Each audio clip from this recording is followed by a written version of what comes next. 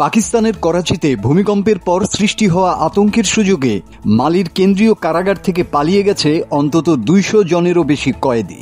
Police জানায় মঙ্গলবার ভোররাতে কম্পনের ফলে জেলে ব্যাপক হট্টগোল শুরু হয়, যার জেরে কয়েদিরা দরজা জানালার তালা ও কাঁচ ভেঙে পালানোর চেষ্টা করে।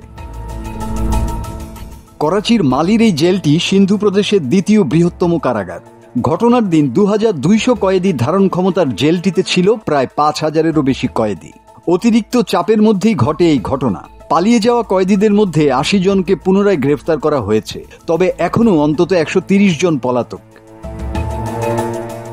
গত মঙ্গলবার মধ্যরাতের পর ভূমিকম্প শুরু হতেই বন্দীরা চিৎকার শুরু করে। তারা মনে করেছিল ভূমিকম্পে ভবনটি ধসে পড়তে পারে। আতঙ্কের মধ্যেই বন্দীদের অন্যত্র সরিয়ে নেওয়ার সময় কিছু বন্দী নিরাপত্তা প্রহরীদের উপর আক্রমণ করে অস্ত্র ছিনিয়ে নিয়ে পালিয়ে যায়। কিছুক্ষণের মধ্যেই আতঙ্ক সহিংসতায় রূপ নেয়। পুলিশ তখন পরিস্থিতি নিয়ন্ত্রণে আকাশে গুলি ছুড়ে। এই ঘটনায় একজন বন্দী নিহত এবং 3 জন নিরাপত্তা কর্মী আহত হয়। অনেক বন্দী পরে স্বেচ্ছায় ফিরে এলেও প্রায় 216 জন কয়েদি সেই সুযোগে মূল ফটক ভেঙে পালিয়ে যায়। কারাগারের একজন কর্মকর্তা বলেন, এটি কোনো নিরাপত্তা ব্যর্থতা নয়, বরং এটি প্রাকৃতিক দুর্যোগজনিত ঘটনা।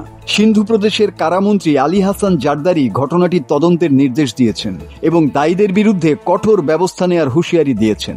ঘটনার পর জেলের বাইরে বন্দীদের পরিবারের সদস্যরা জড়ো হয়ে প্রতিবাদ জানাতে শুরু করেছে।